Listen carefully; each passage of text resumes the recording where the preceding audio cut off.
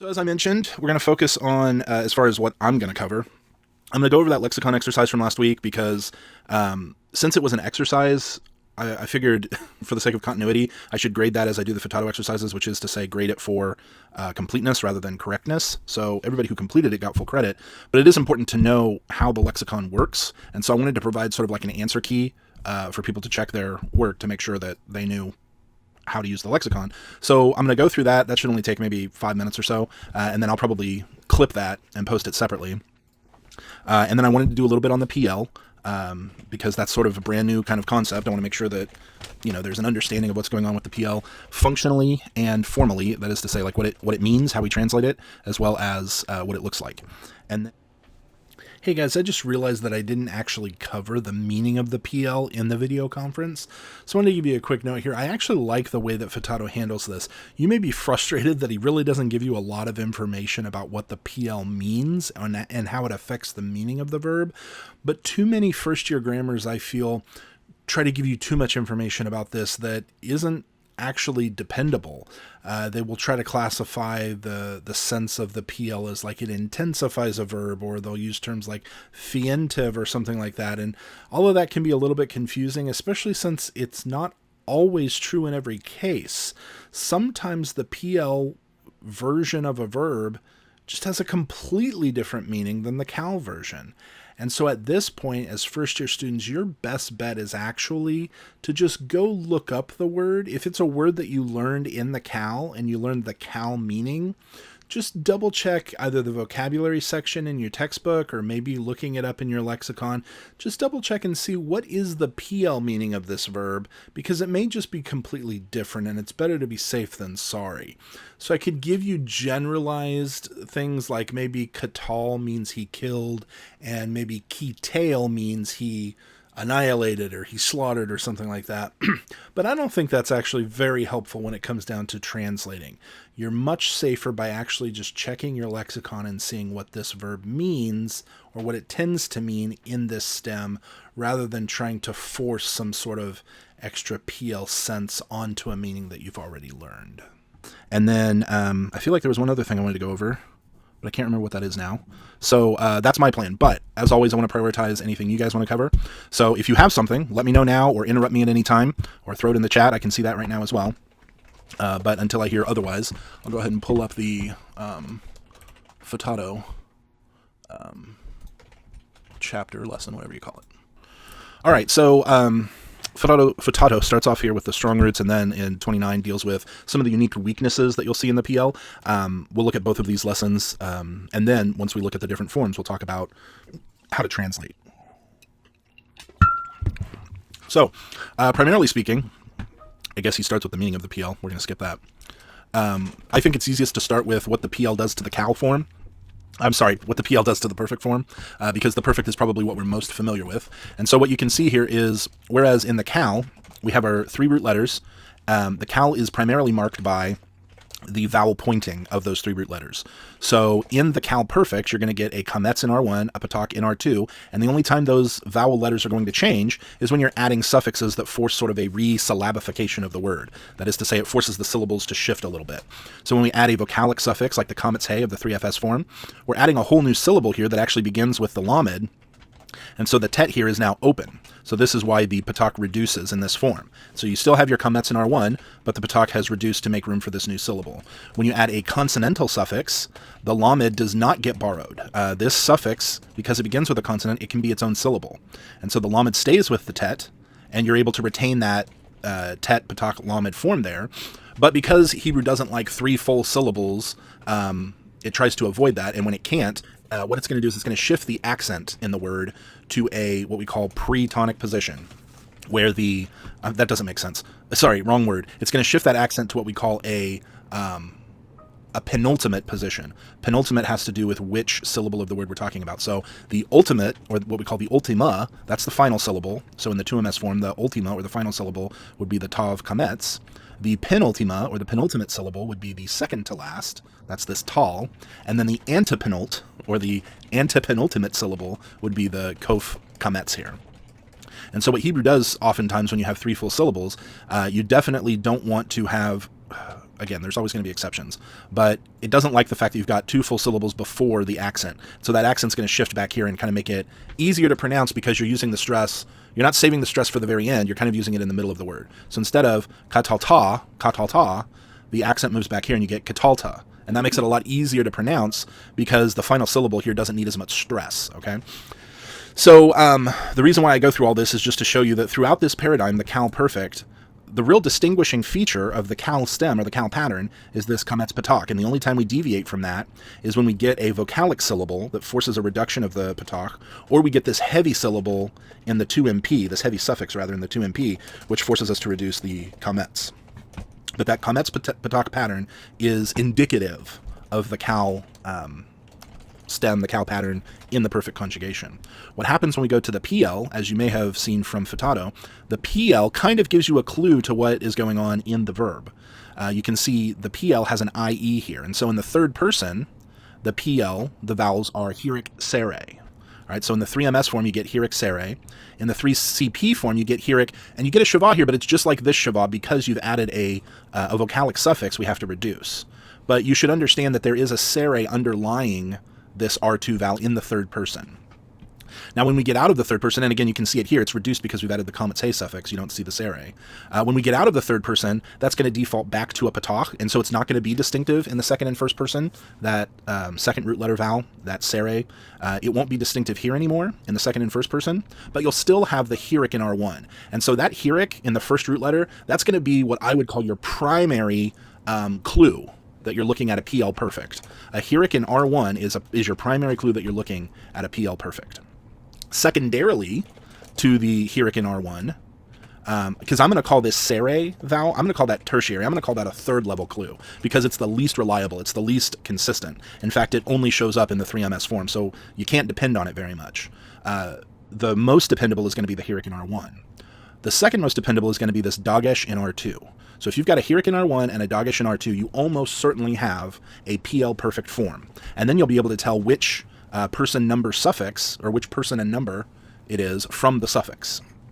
So as we go through here, we see the hirik in every single form in R1. That's why it's so reliable. In the strong verbs, you'll also see, and in some of the weak verbs, you'll also see the dagesh in the middle letter, or the R2 letter. And you see that throughout this paradigm. Many weak verbs are not going to have the dagesh because if you have a guttural in R2, gutturals can't take the dagesh, and so other things are going to have to happen. But generally speaking, you will see the dagesh in R2. So those are your big clues that you're looking at a Piel Perfect. We're just looking at the perfect so far. So I don't know what's the most helpful way to sort of summarize all these clues, or list. I don't know if it's helpful to list them out. I don't know if it's helpful to create flashcards for them. It would be a little cumbersome. I guess if you created flashcards for these clues, on the front of the card you would put R1 hirik, R2 dagesh, and then on the back of the flashcard you could put Piel Perfect. That might be helpful for you, but it will certainly save you a ton of time if you can, instead of memorizing every single paradigm, if you can memorize these clues instead. That will speed up your acquisition, or speed up the process by which you'll recognize these different forms. So that's the Piel Perfect. First thing to look for is the hirik in R1. Second thing to look for is the dagesh in R2. And then once you know that it's a Piel Perfect, that suffix is what's going to help you get the person, gender, and number. All right, so now let's look at the imperfect. What are the differences between the Piel and the Piel when it comes to the imperfect? Well, in order to form the Piel imperfect, we used a prefix letter. We're going to do the same thing for the Piel. The prefix letters don't change. We get the prefix letter. The first difference between the Piel and the Piel is in the Piel, we usually use a hirik prefix vowel. So in the strong verbs of the Piel, you'll see a hirik all the way through except for the one CS. And that has to do with the fact that the aleph doesn't like to hold a hirik vowel. So it just, hirik and segel are, one is an I class, one is an E class, but really E class and I class are one family.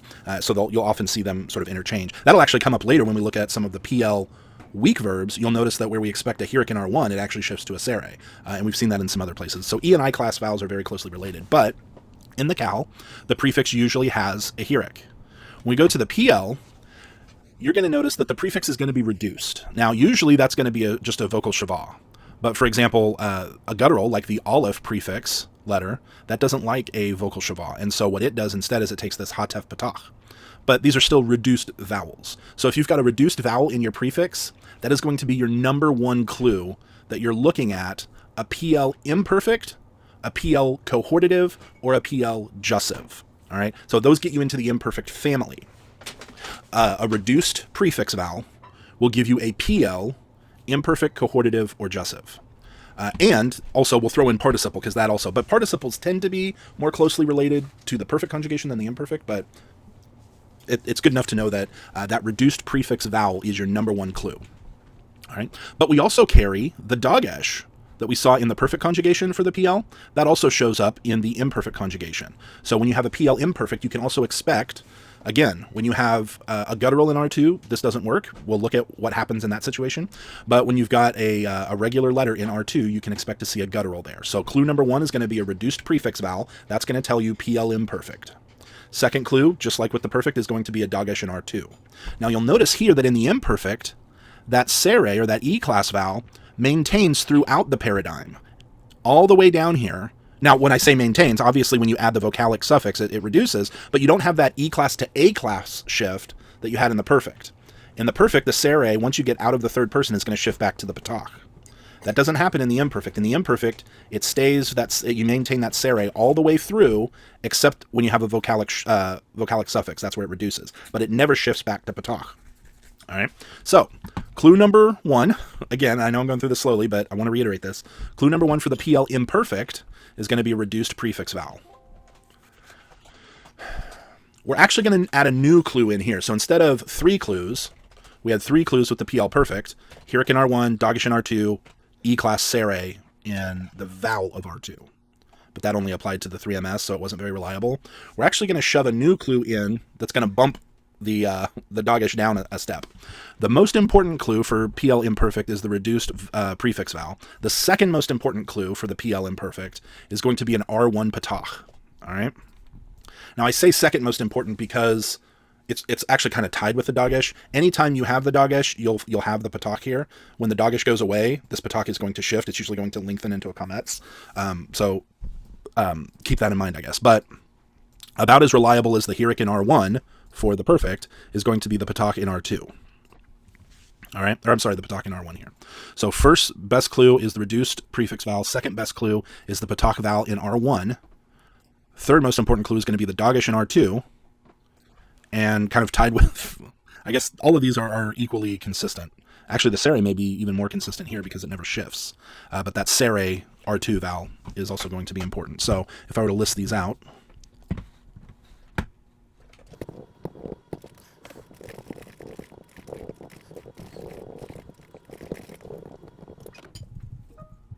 okay, this would be kind of what the list would look like as far as I'm concerned in order of priority. So the good thing is, most of the conjugations that we see, so the main conjugations are the perfect and the imperfect. And from these two conjugations, we build most of the other conjugations. So for example, the imperfect is the sort of foundation for the infinitive, the imperative, the cohortative, the jussive.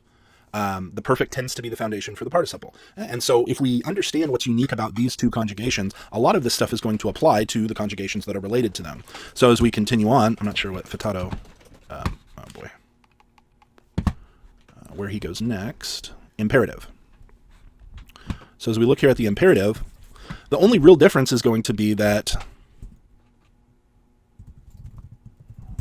you're not going to have the reduced prefix vowel in the imperative, because the way that we form the imperative is we take the second person imperfect and we just remove the prefix. Well, when we remove the prefix, we also remove the prefix vowel.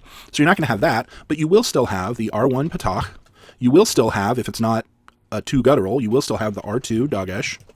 And as long as it's not one of the forms with a vocalic suffix, where it reduces, you'll have the R2 sere, or it may reduce to a shava. So it's the same clues. The difference between the imperfect and the imperative, once you see one of these, you're going to know PL, and you're going to know it's in the imperfect family. So how do you tell the difference between the PL imperfect and the PL imperative? It really comes down to the prefix. If it's got a prefix, it's the imperfect. If it doesn't, it's the imperative. It does get trickier. I assume the next one that he addresses is infinitive. Yeah, it does get trickier to tell the imperative from the infinitive, because these often will look the same. But again, R1 patach, R2 dagesh, R2 sere.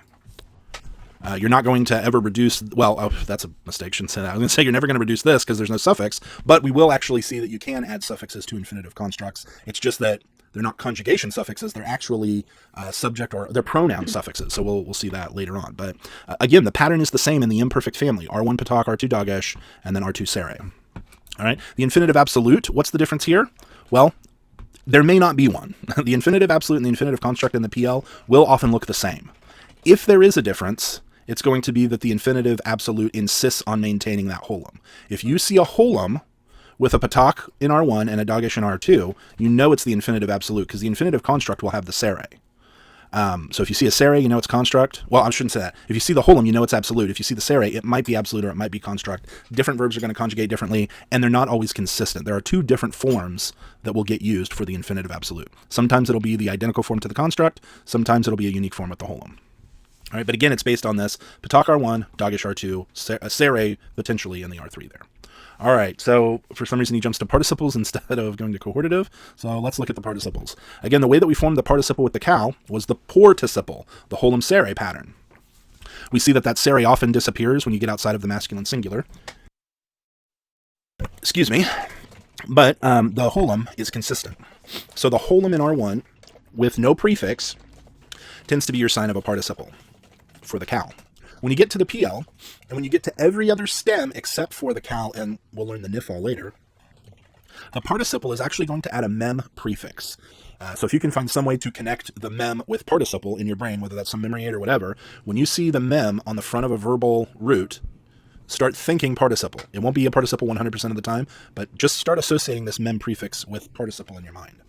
All right. The good thing is, once we get here, again, we've got the reduced prefix vowel in that prefix. We've got patak in R1, dagesh in R2, sere in R2. Now again, that sere is going to shift depending on what our suffixes are, but your most reliable signs are reduced prefix vowel, patak R1, dagesh R2. Right? So really the sign of the PL is pretty consistent all the way through.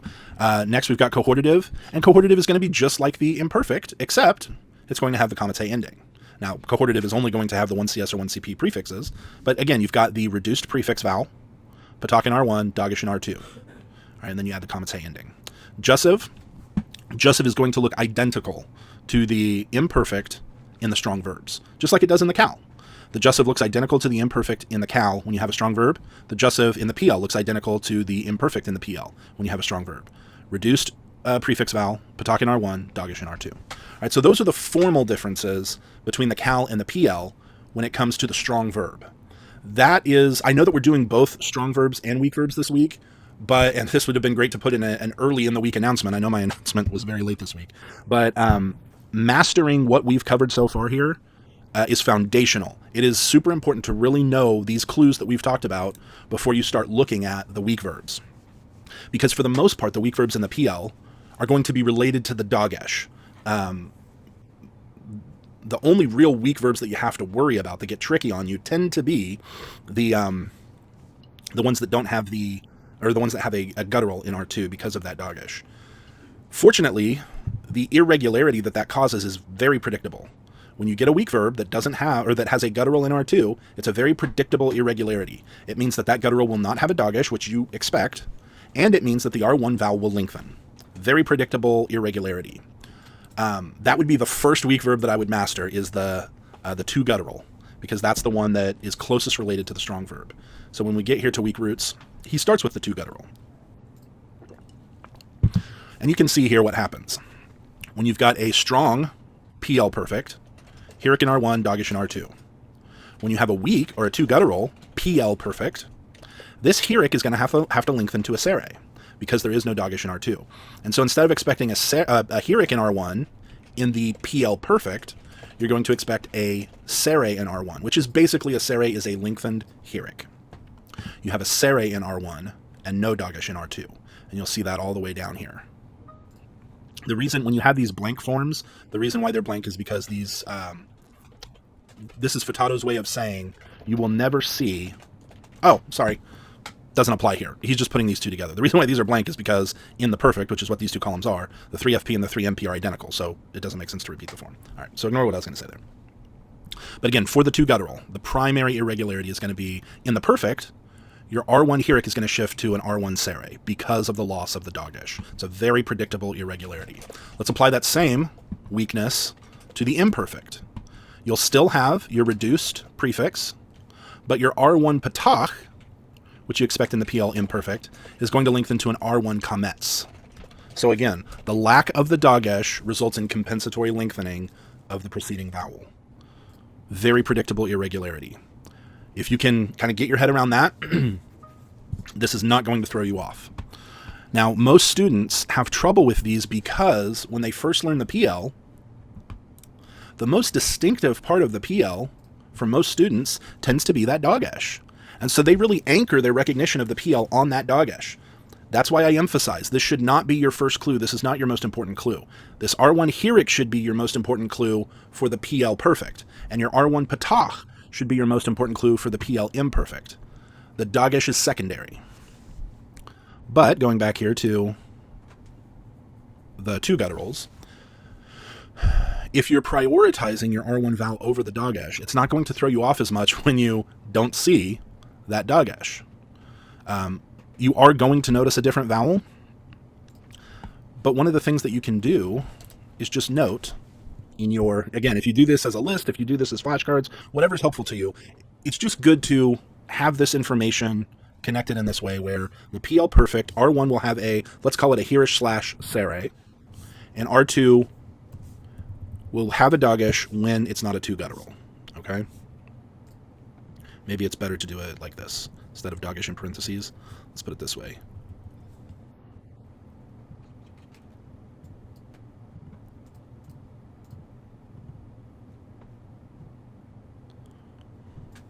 We'll do something like this. So Hirik and dagesh will go together. When you don't have a dagesh, you're going to get a sere there. And then we could do it like...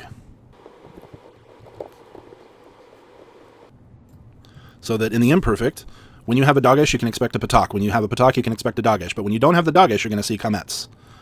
When you see kamets, you won't expect the dagesh. Okay. Again, because this irregularity affects the core of the PL, which is that R1 vowel, R2 dagesh, you're going to see this irregularity in all of the forms that are built on this. So this will carry through. Here we've got the imperfect. Excuse me. Looking at the participle again, the R1 patach for the imperative. When you don't have that dagesh, it's going to become an R1 kamets. The R1 patach for the participle. When you don't have that dagesh, it's going to become the kamets. And then for the infinitive construct, just like the imperative, R1 patach, when you don't have that dagesh, it becomes kamets. Infinitive absolute, again, sometimes it will look identical to the infinitive construct, but there are times when it won't. So either way, when it's standard, when it's a strong verb, you've got the R1 patach, you get the R1 kamets here. All right. So those are the weaknesses of the II-guttural. Those are the ones that are most dramatic. You lose your first two clues, which is the R, well, not your first two, I guess you still have your prefix reduced. But you lose your R1 vowel, or it shifts, and you lose your R2 dagesh, which are very prominent clues. So that's why this is a very important one to master. But what are some of the changes you can expect with a third hey? What are some of the irregularities that result in a third hey verb when it's in the PL? Well, thankfully, the third hey, the weakness of the third hey is kind of at the end of the word. I mean, it's a third root letter, so it's not going to affect a lot of what makes a PL a PL. It's not going to affect the dagesh for the most part. You can see that here, the cal, third hey. Oh boy, what a mess. Imperfect. That's a typo, surely. I think this means, that's going to hurt my head. This should say, instead of imperfect, this should say third hey PL imperfect. I don't know why it doesn't, but what you can see here in the third hey, we'll start with the perfect conjugation, cal versus PL, where we would normally have kamets patach, but that patach now lengthens because the hey can't close the syllable. We get our R1 Hirik, PL Perfect, R1 Hirik, R2 dagesh. Third hey, R1 Hirik, R1 dagesh. R1 Hirik, R2 dagesh. R1 Hirik, R2 dagesh. All the way through. This is consistent. So the third hey does not result in any irregularities in the PL Perfect. The third hey, even though it's still technically a weak verb, does not cause problems for the PL Perfect. Does it cause problems for the PL Imperfect? Well, in the third hey, PL Imperfect, you still have your reduced prefix vowel. Sorry, here we are. Reduced prefix vowel. You still have R1 patach. You still have R2 dagesh. No irregularities. The third hey causes no irregularities in the imperfect for the PL. What about the imperative? Well, if it causes no irregularities in the imperfect, which is what the imperative is built on, we can expect no irregularities in the imperative. So we've got an R1 patach, R2 dogish, R1 patak, R2 dogish, R1 patak, R2 dogish. All the way through the Piel Imperative, the third hey has no irregularity. Participle. This is the cow. We look at the PL side. Reduced prefix vowel, R1 patak, R2 dogish. Reduced prefix vowel, R1 patak, R2 dogish. Reduced prefix vowel, R1. All the way through the participle. The third hey introduces no irregularities. Infinitive construct. This one is tricky because this is the most prominent irregularity for the third hey. This is where the comet's hey shifts to a whole involved pav. But again, it happens at the end of the word. So it does not interfere with our PL clues. We've still got an R1 patak, R2 dogish. All right. So in the infinitive construct, heck, in the infinitive absolute, heck, in the Jussive, oh, that's where we get our first indication that the third hey has an irregularity, okay, for the PL. All right, so here, third hey PL perfect, no irregularity. Third hey PL imperfect, no irregularity. Third hey PL imperative, no irregularity. Third hey PL participle, no irregularity. Third hey PL infinitive construct, infinitive absolute, no irregularities. The only time we get an irregularity with the third hey PL is when we get here to the Jussive, we lose our R2 dogish. And the reason why we lose it is not because this is a guttural, but because we've lost our hey. Remember, in the Jussive, third hey loses its hey letter. And because we've lost the hey, we cannot put a dogish forte, we can't put any dogish in the last letter of a word. I shouldn't say that. We can't close a syllable with a dogish, is what I should say. Like if we had a full vowel under the lamed, we'd be able to do that. But we don't have, it would be like up here in the perfect 2ms, where we've got a dogish in the final letter, but we've still got a vowel here. In order to have a dogish in a letter, that letter has to have a vowel. And since we lose our comet's hey ending or our segel hey ending, whatever you want to think of it as, in the Jussive, since we lose that ending, we can't put a dogish in here. So this is the first time that the PL starts to affect the third hey. But you've still got your R1 patak, and you've still got your prefix reduced vowel. And the irregularity will be identical for the vav consecutive. All right, because the vav consecutive, even though we call it a vav consecutive imperfect, it's really the vav patak dogish attached to a Jussive. All right, and so what you see here is you've got your prefix, your reduced prefix vowel. You've got your R1 patak, but again, because that lamed has no vowel, you can't have a dogish there, okay? Let's take a minute. Any questions about how the PL is affected by weak verbs? We've looked at the II-guttural, and we've looked at the third hey. The II-guttural significantly affects the formation of the PL, but it does so in a very predictable way. It's very easy to recognize the effect of the II-guttural. The third hey barely affects the PL at all, because the distinctives of the third hey are at the end of the word after the PL clues have already been applied. The only time the third hey affects the formation of the PL is when it loses its comet's hey, segel hey ending in the Jussive and the vav consecutive, and the only PL clue that affects is the dogish. Does that make sense? Any confusion? Any questions? All right, so this root, siva, this is a root that means, in the infinitive, it would mean to command or to give an order. It's important that you realize that this is not a hollow verb. This vav is not a shurik or holam vav, vowel letter. This is a consonantal vav. And so what happens is when you get into the PL, I don't think that this occurs in the cal, this root. I think that its basic form is the PL, and there are several words like that. I think davar. I don't think that davar occurs in the cal. I think its basic form is debear. Let's take a look real quick, because it'd be great to have another example. Yeah.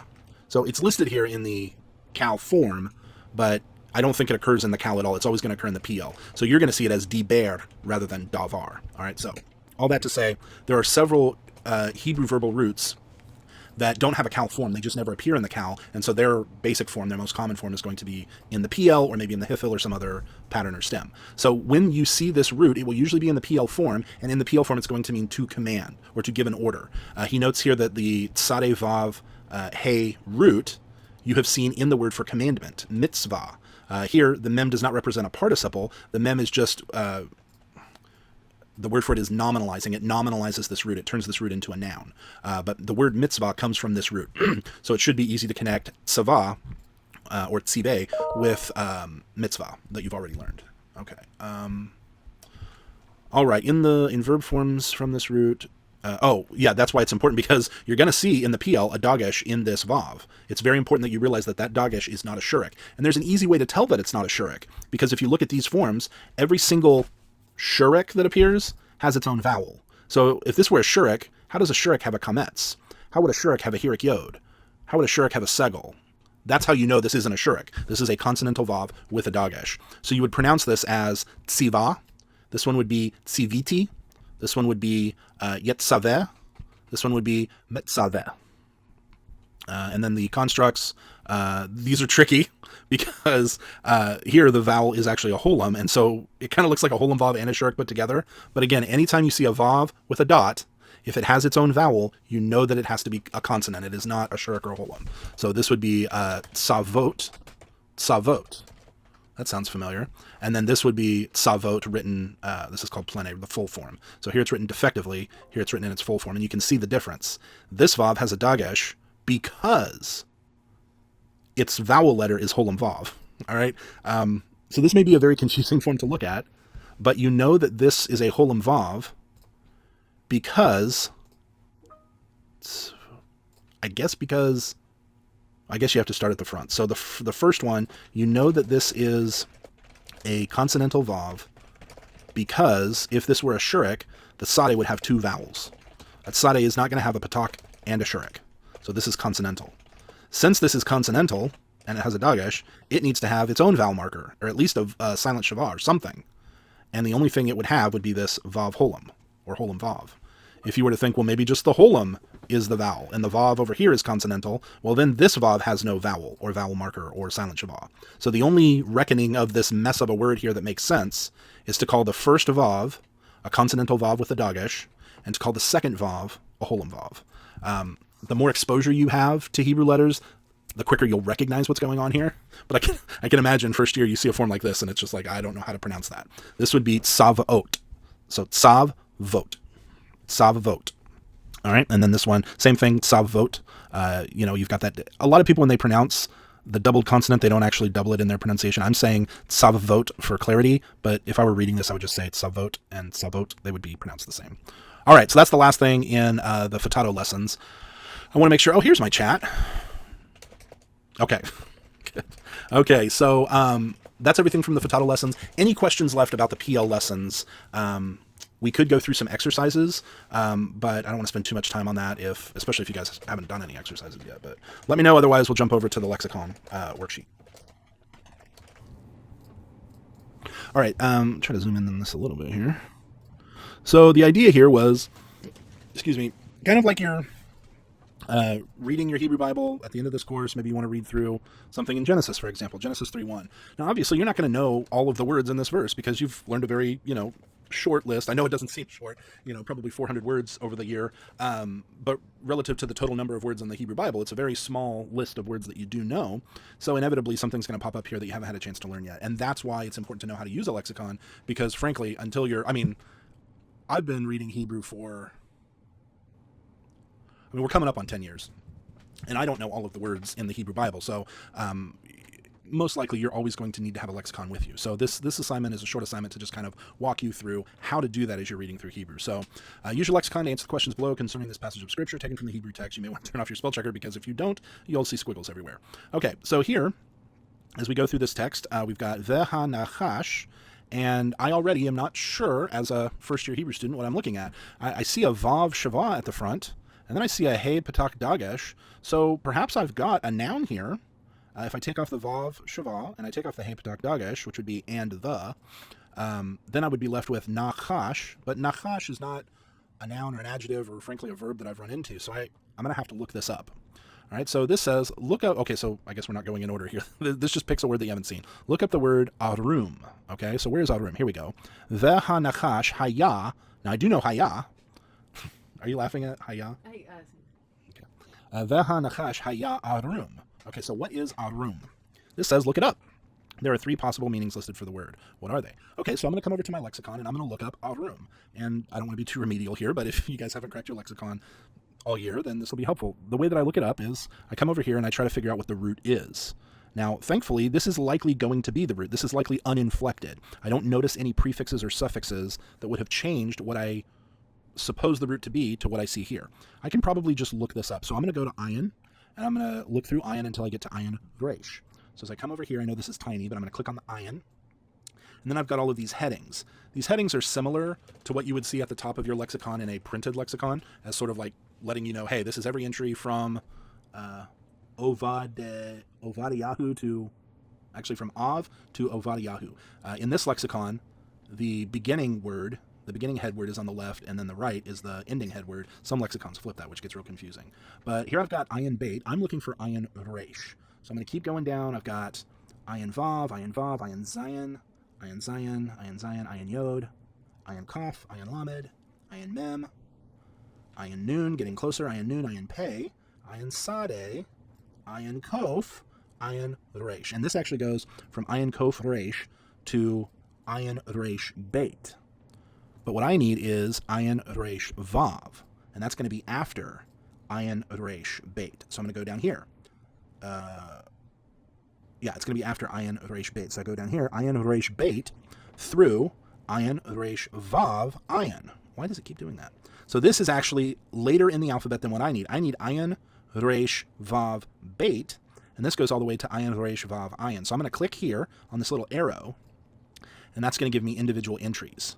So I want ayin resh vav, ayin resh bait, ayin resh gimel, ayin resh hey, ayin resh vav.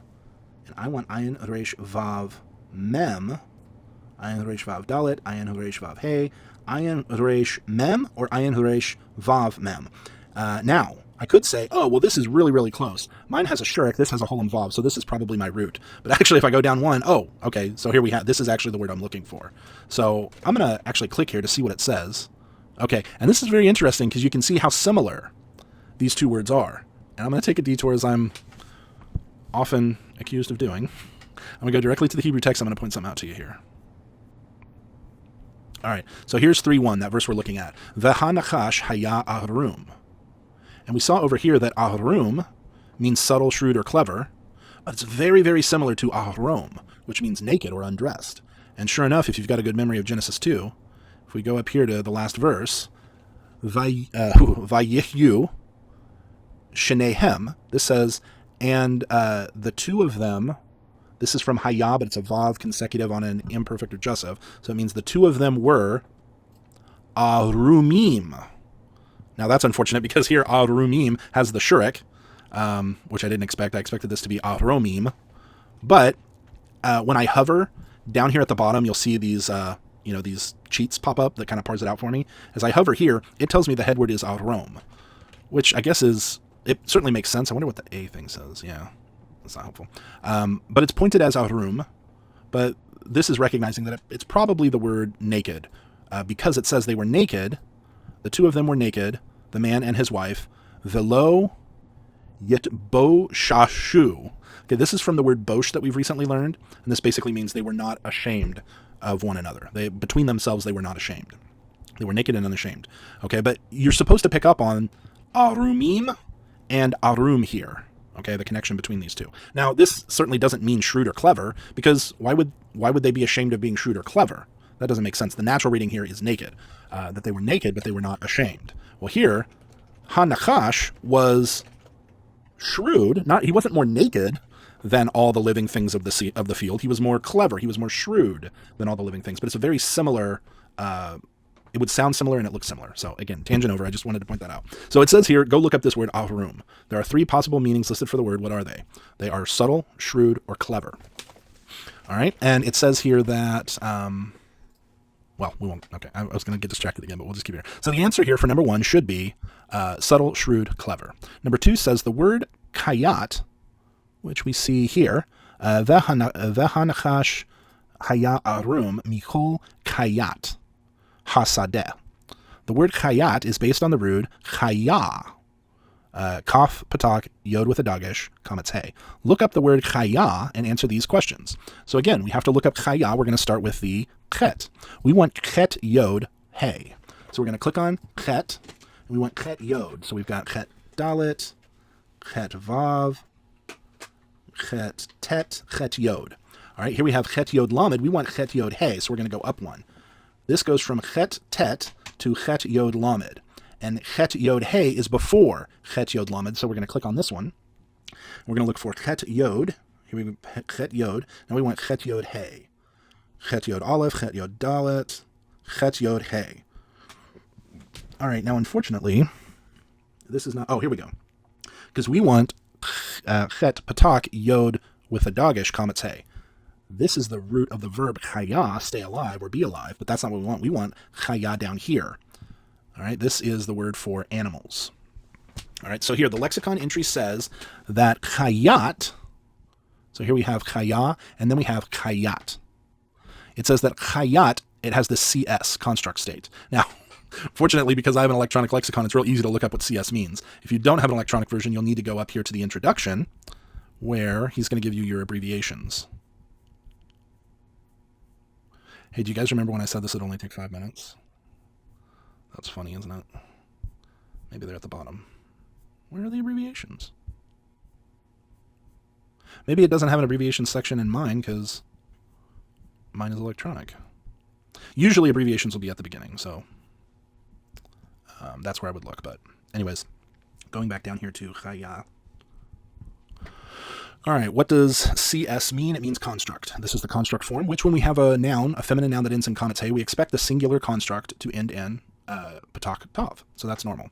How many times does the word appear in the construct form? Well, this says that the construct, there are actually two construct forms, chayat and chaito, and that together these construct forms appear 7 times. So the answer would be 7. What translation does the lexicon entry suggest for the phrase in which this word appears in Genesis 1:28? So now we need to go to an entry, Genesis 1:28. And here, it gets a little confusing because is this referring, like, do we go back here? Do we go, is it beasts of burden or is it land animals? Well, the correct answer is actually land animals. This semicolon here, this is going to distinguish, it's going to set off comments. So here, this is saying that chayat equals land animals in Genesis 1:28. And then it's going to say that it equals beasts of burden in Isaiah 4:61. And if we hover there, we see Bel and Nebo, the gods of Babylon, bow as they are lowered to the ground. They are being hauled away on ox carts. The poor beasts, or beasts of burden, this is probably where the word chayat is in, and there would be chayot, where that is in Isaiah 46:1. They stagger under the weight. I know a lot of students put beasts of burden because it's right next to Genesis 1:28, but actually land animals is what it's suggesting for Genesis 1:28. You note there's no punctuation between those two. Whereas here we've got a new suggestion. Beasts of burden is for Isaiah 46:1. All right, moving on. Look up the word off, or af. So as we keep going here, Adonai Elohim, hang on, which Asa, Adonai Elohim, was more shrewd than all or any of the land animals, animals of the field, which Yahweh Elohim had made. Vayomer el ha'isha, so, and he said to the woman, this is Hanachash, said to the woman, Af ki amar Elohim. So what does off mean, is what it's asking. Look up the word off. All right, so we want Aleph Pei. So we're going to click on Aleph. We want Aleph Pei, so we've got Aleph Beit, Aleph Dalet, Aleph Chet, Aleph Lamed, Aleph Mem, Nun, Aleph Samek, Aleph Pei. Okay, and actually we've got Aleph Pei here. So we want something before Aleph Pei Yod, because we just want Aleph Pei. So we click this, Aleph Samek, Aleph Pei, all right? And then it says, read the entry carefully. Which translation does the lexicon suggest for the phrase in which this word appears in this particular verse? So you should read the entry carefully, but to answer the question, we're going to look for Genesis 3:1. So as we go through here, we're looking for Genesis 3:1, okay? So I'm reading all of this carefully because it's important, but here I find Genesis 3:1.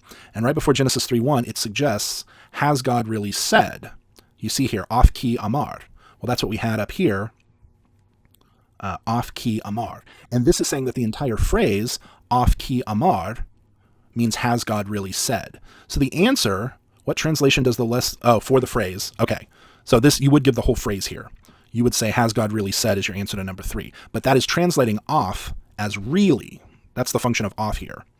All right, so that's the answer to number 3. Finally, use your lexicon to determine the meaning of the word Hagan. Remember to identify the root word first. So when we look at Hagan up here, this is the final word, we note that it has a hey patak dagesh. Well, that's probably the definite article. Now we can verify that by going and looking up hey, gimel, noon, and seeing if we find anything, because maybe it's just a huge coincidence that there's a patak dagesh. So we go to hey, we want hey, gimel, Hey Gimel Noon. There is no Hey Gimel Noon. We go from Hey Gimel Yod to Hey Gimel Reish. So there is no Hey Gimel Noon. That confirms that the Hey is not part of the root. So now we're going to go to Gimel. We want Gimel Noon. So we've got Gimel Zion, Gimel Lamed, Gimel Mem, Gimel Ayin. That's too far. Gimel Noon Beit. We went before that. So we've got Gimel Mem to Gimel Noon Beit. This is the one we want. And again, we go through here and we look for Gimel Noon. Here we go. Gone. All right, so we look this one up. Determine the meaning of the word. Okay, so as we go through here, the first meaning given is garden, and then it gives us some translations of phrases. So when it's Gan Elohim, it means garden of God. All right, so this means garden. The answer to number 4 is garden. All right, so now looking at the second verse, this is the last one of the assignment. This is a fun one. All right, so again, we've got a shorter verse here. Questions. Just go ahead. All right, so the word vayiref is based on the root rafah. Answer the following questions about the word. So here we see vayiref. Look at the entry closely in your lexicon. So we need to go to rafah. So again, I'm going to close all this. I'm going to start with reish, and I want reish pei hey. So reish vav, reish mem, reish nun, reish ayin, reish pei. Here we go. So we've got reish pei hey, reish pei hey. I specifically want the root, so that's going to be the first instance of reish pei hey. So we're going to go up here to this one.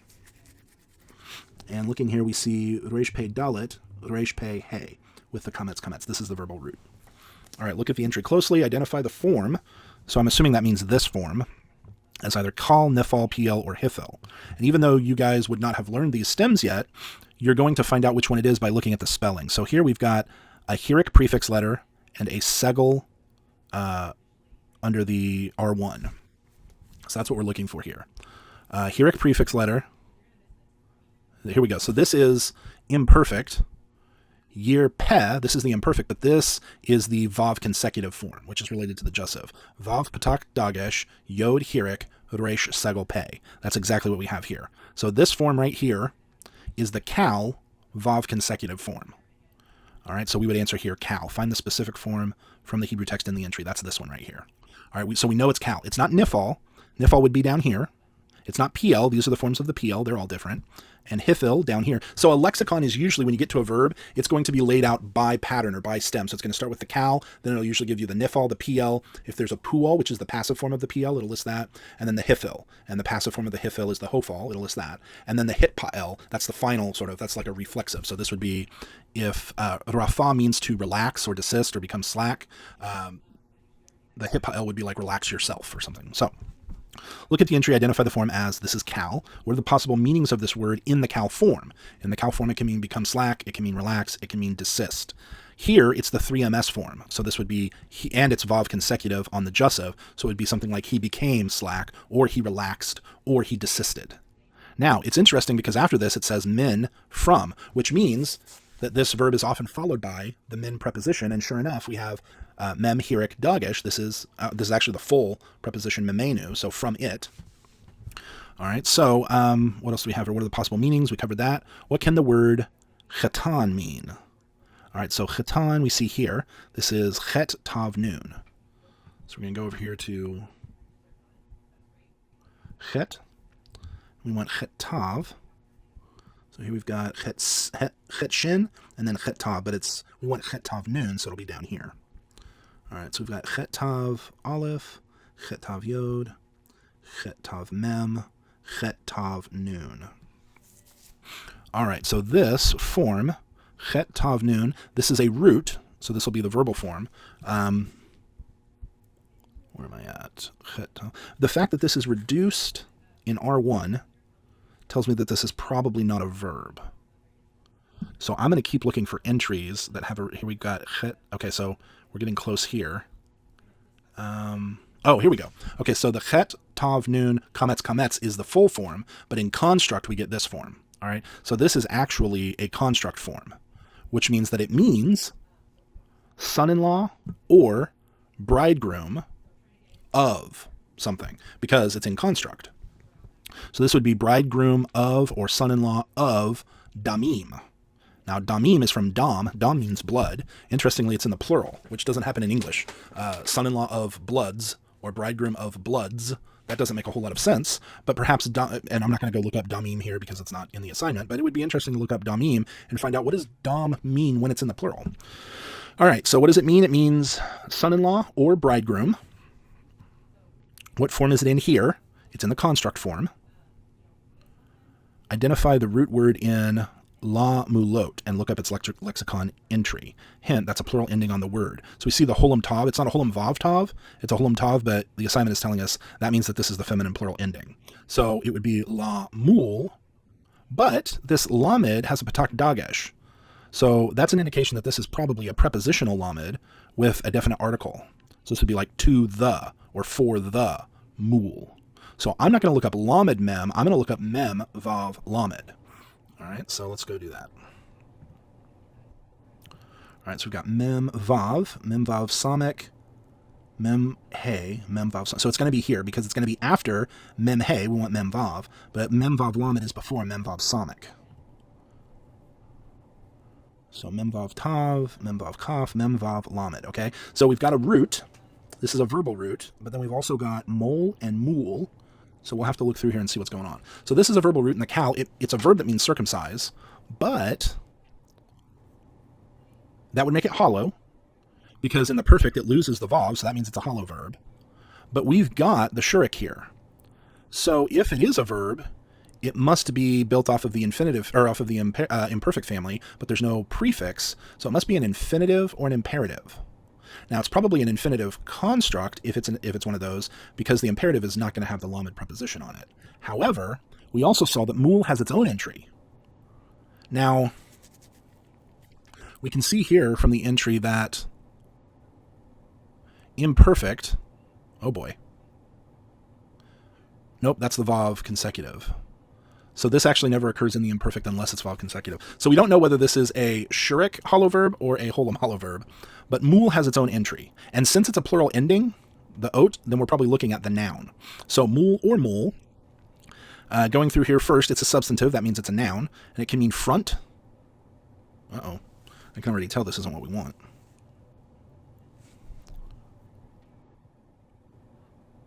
Well, we already know the gender of the holum tav ending is feminine.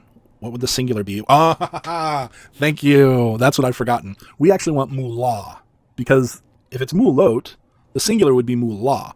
I'm looking up a masculine here. I don't want the masculine. I want the feminine singular. So I want mem, shurik, lamed, kametz, hey. So we'll go down until we get to mem, vav, lamed, hey. This is mem, vav, dot. Here we go. Mullah. That's what we want, okay? This is the entry we want. Mullah, in the plural mulot, written defectively, that is holum tav instead of holum vav tav. That means circumcision. All right? What does the word mean? It means circumcision. How many times does it show up in the Hebrew Old Testament? This is interesting because it doesn't give us a number here, but what it does do is it says Exodus 4:26, and then it has this cross emblem. And when you see this cross emblem in a lexicon, that means that all of the occurrences of that word have been listed in the entry. So if we hover here, it says here it says all undisputed instances have been cited. So that means that this is the only instance, at least the only undisputed one. And so here we would say it appears once. And it happens to appear at Exodus 4:26, which is exactly what it asks next. Based on your reading of the lexicon entry for this word, what verse have we been working in? What verse is this? Well, it must be Exodus 4:26. So that's the answer there. All right. So again, I could have dug deeper into that, but that was probably about 30 minutes that we spent on that when I said it would only be 5. So hopefully for the master students who had this assignment, this is helpful for you walking through there. And then for the undergrad students, hopefully that's a good introduction to how to work your way through the lexicon, how to make sense out of the entries. The lexicon that was assigned for this class is it's called a concise Hebrew and Aramaic lexicon of the Old Testament. It's sort of an abridged version of the scholarly standard Hebrew and Aramaic lexicon by Kohler and Baumgartner. This one is by William Halliday, and it's just a simplified version, so it's much easier to use. The full version is 5 volumes, whereas this is just a thin book, so it's much easier to use, and it will have most of the words in the Hebrew Old Testament. It just doesn't have as much information in each entry. So, all right. I said that we would take a look at last week's exercises, but I think I'm just going to save that for specific questions that people have over those. So if anybody, if you're watching this, anybody has any questions about last week's exercises, please send them to me. I would hope that you've done that already, but I'm not going to go through those since we've been going for a good hour and 45 minutes here. I want to save whatever time we have left for any other questions that you, Todd, you, Kristen, may have. And if there aren't any, we'll just wrap it up. So anything you guys want to cover? I'm good. All right, Kristen, anything you wanted to go over? All right, perfect. Well, in that case, hope you guys are having a good week and that you have a great weekend. Don't forget to start planning your online Connect assignment. I posted an announcement about that in one of the classes, so I need to go post in the other class. Just a reminder that I highly recommend that you do the field mentor option because, first of all, it's the easiest one to get full credit for. And second of all, it's the one that really corresponds most to what the purpose of Online Connect is, which is to really connect with someone in ministry face-to-face. When we have an online program, it's a lot of flexibility, but we also want to make sure that you guys are taking the opportunity to really connect face-to-face with people. So that's my recommendation. Obviously, you have the conference option as well, which is the second best way to do it and second easiest. And for those who just aren't able for whatever reason to do either, there is the book review option, but I'm warning you now, those are graded very, very closely. It is very difficult to get full credit for the book review option. I mean, you need to write basically a perfect book review according to the Midwestern Style Guide. So that's my 2 cents there. I feel like there's something else. Online Connect, and it's too early to talk about the final, so that must be it for now. But again, let me know if you guys have any questions. Otherwise, hope you have a great weekend.